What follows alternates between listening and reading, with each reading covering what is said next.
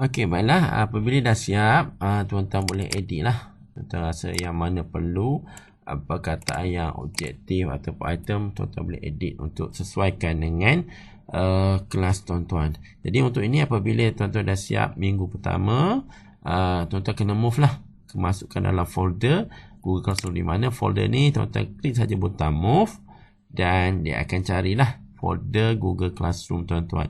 Jadi folder Google Classroom tuan-tuan adalah yang kita buat tadi, iaitu on location, my drive, kemudian pastikan cari folder Classroom, kemudian cari nama folder iaitu 2026 yang saya maklumkan tadilah, kita join tadi.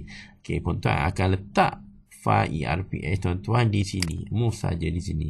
Jadi selepas ini kalau tuan-tuan buka dalam folder, dia akan berada di dalam folder Classroom yang betul lah. Okey, kalau kita buka kat sini, yang ni iaitu Classroom yang kita masuk tadi, tuan-tuan akan klik di sini saja. Itu folder ERPS yang mana kita telah masukkan ERPS itu tadi. Jadi setiap kali tuan-tuan nak buat ERPS, tuan-tuan hanya klik saja di butang paparan hadapan sini. Ini adalah menunjukkan kepada folder ERPS yang cikgu akan make a copy setiap minggu.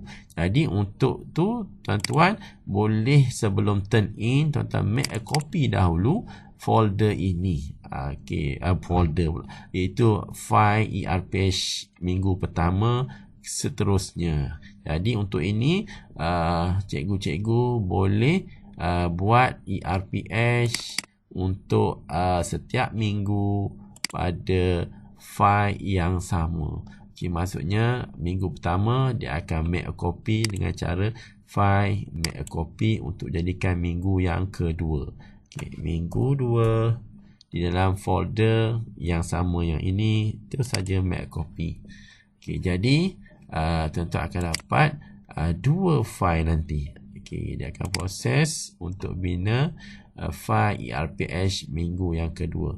Jadi untuk dalam yang ni, tuan-tuan bolehlah turn in. Bagaimana nak turn in? Seperti biasa pada tahun lepas, tuan-tuan klik saja yang ini, klik saja view instruction yang telah dibuat oleh admin minggu penghantaran, dan tuan-tuan akan klik bahagian butang turn in, yang mana di sini kita perlu sertakan add kita punya file ERPS. Jadi untuk file ERPS ni, tuan-tuan akan masukkan file di mana file yang kita bina minggu pertama tadilah ke Google Drive, pilih sahaja dan turn in.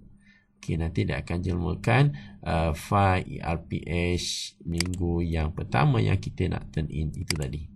Okay, jadi itu saja dari saya. Nanti tuan-tuan cuba buat, insya-Allah dia akan jadilah. Okay, internet saya slow, jadi kita sambung lagi pada waktu yang lain. Sekian, terima kasih.